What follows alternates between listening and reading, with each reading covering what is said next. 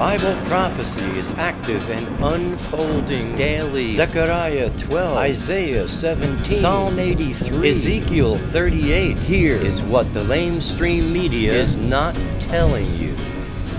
Shalom, my friends. Welcome to this week's newscast. From the Associated Press, just over a week ago, on Monday, November 28th, an Ohio State University student who was born in Somali plowed his car into a group of pedestrians on campus and then got out and began stabbing people with a butcher knife before he was shot to death by a police officer. And from NBC News, he posted a rant on his Facebook page shortly before the attack at Ohio State, saying he had reached a boiling point, made a reference to lone wolf attacks, and cited radical cleric Anwar al-Awlaki, and then added, "America, stop interfering with other countries, especially Muslim Ummah." Now, last week, my friends, I talked to you about muscle testing and about how to find the right probiotics for you. And some of you didn't like hearing me promoting this thing called muscle testing. In fact, a few of you really got on my case about it. Silence! I kill you! Now, those of you who sort of yelled at me weren't being very kind or forgiving, my friend. I mean, I was just trying to find out about probiotics, and I did something stupid in the process, right? Well, I apologize if I offended you, but I believe that making mistakes is often the way we learn things. Give a guy a break. And even greater than that, I'm familiar with Romeim, that's Romans chapter 8, verse 28, where we read that all things work together as a plan for good for those who love Elohim and who are called according to his plan and purpose. Well, this week, I'm here to apologize and to retract everything I said last week, because thanks to last week's bit, I found the truth about this thing called probiotics. And that is this. Now, even though these commercially sold probiotics, which come to us in various forms of manufactured pills and powders, may be helpful in some ways, they cannot even begin to compare with the real live cultures, which you can grow in your own kitchen for practically nothing. So, here's what happened to me last week. A wonderful friend, who some of you may recognize from YouTube and or Vimeo as Caregiver, spelled like so, sent me a care package with everything I needed to make my own kefir.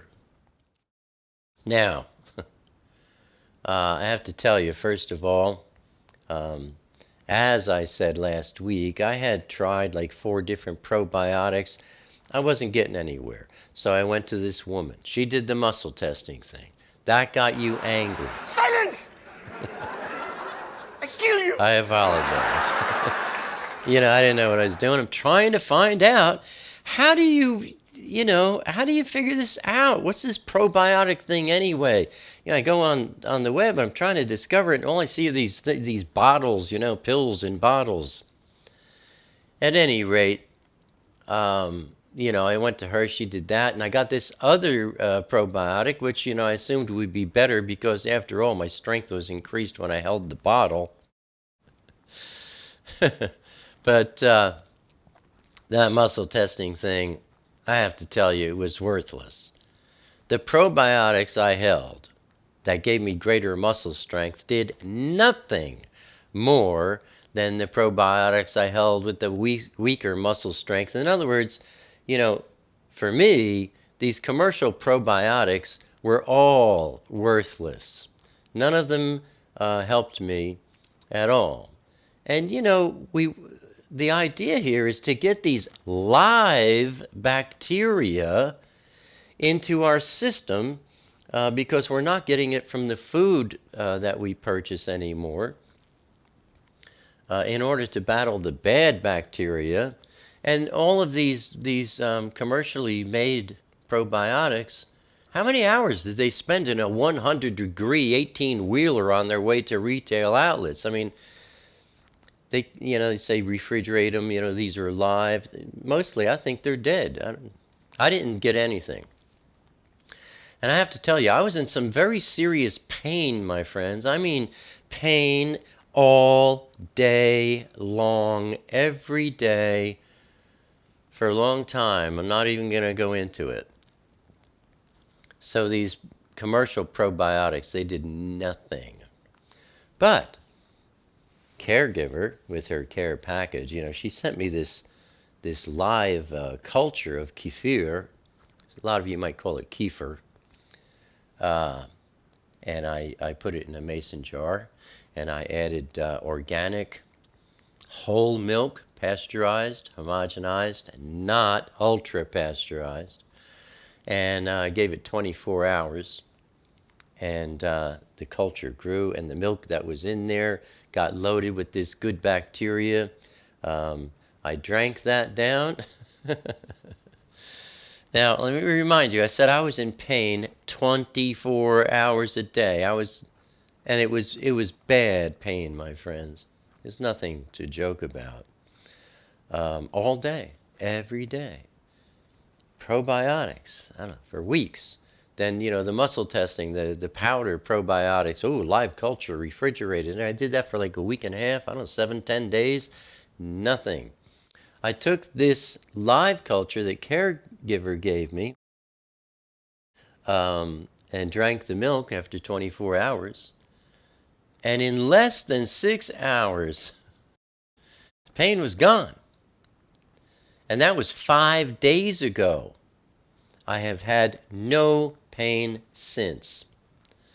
So if you're looking for real probiotics in your diet, if you want to put real living bacteria into your system, you have to make your own. Natural, organic, just as Elohim intended it to be in your system. Now I'll have a link for you beneath today's video in the Read More section to watch Caregiver's video presentation. Go over there, check it out. It's only like 6 minutes. And then beneath her video, you'll see links where you can go and educate yourself more about the kefir, and a website where you can go and you can purchase your own, get started. It's the simplest thing to do. It's effortless. And, after you make this purchase, you're basically done spending money. It's not like these $20 and $30 and $50 bottles of pills that, they may help in some ways, but not like this, my friends. So, one other thing. You can now watch all my Vimeo word studies with English subtitles. And even more than that, now you can download the text files to any or all of them so you can read my deliveries as well. Just click the link you'll see, again, beneath today's newscast, titled Download Video Subtitles Here. Save it to your web browser as a favorite, that link, and you can grab text files to all my new videos as they come out. Turning to wars and rumors of wars.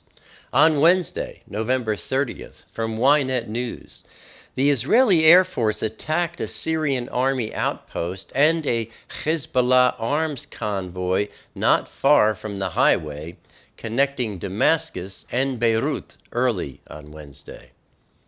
Both attacks were reportedly carried out by aircraft flying over Lebanese airspace, and at 1:15 a.m., 4 explosions were heard in Damascus. 4 missiles fired at 2 different targets. The first target was an arms depot belonging to the Syrian army, and the second target was several vehicles that were believed to be part of a Hezbollah arms convoy. Then from the Washington Post, Syrian forces rounded up hundreds of young men as the government pushed its advance into rebel-held zones in Aleppo. More than 300 people from Aleppo were thought to have been taken to a nearby airbase for screening and interrogation.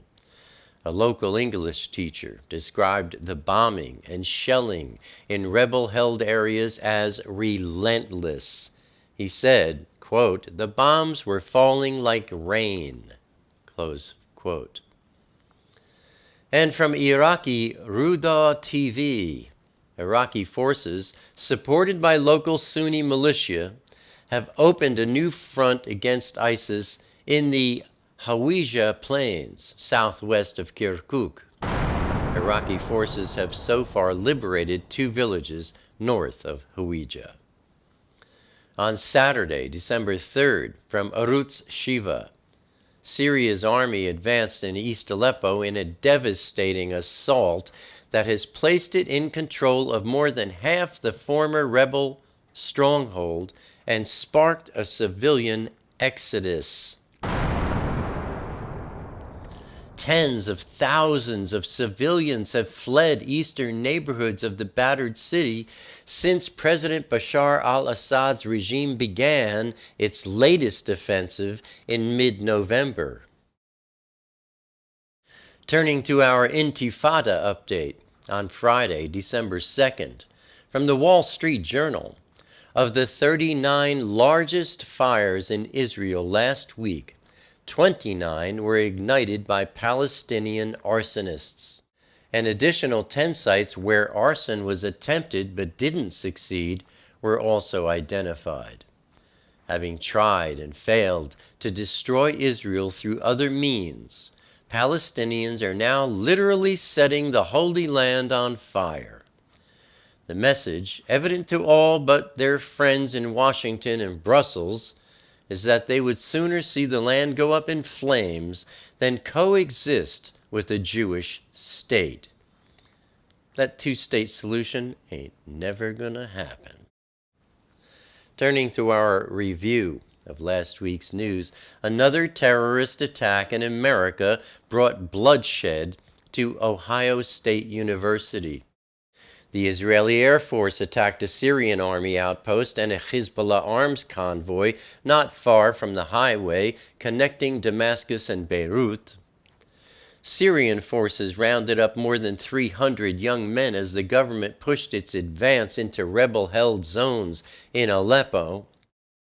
Iraqi forces, supported by local Sunni militia, opened a new front against ISIS southwest of Kirkuk. Syria's army advanced in East Aleppo in a devastating assault that has placed it in control of more than half the former rebel stronghold and sparked a civilian exodus of tens of thousands. And, having tried and failed to destroy Israel through other means, Palestinians are now literally setting the Holy Land on fire. And that, my friends, is what the LameStream Media is not telling you. Abba willing, I'll see you here again next week. Until then, stay safe. Shalom.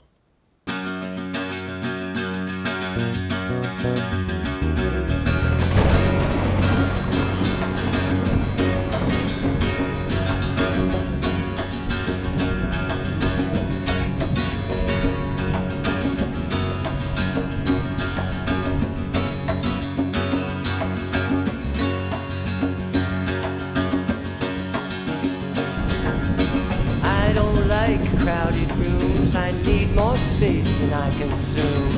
Enough is time alone with you, underneath the naked moon, sharing confidential moods and making chatter.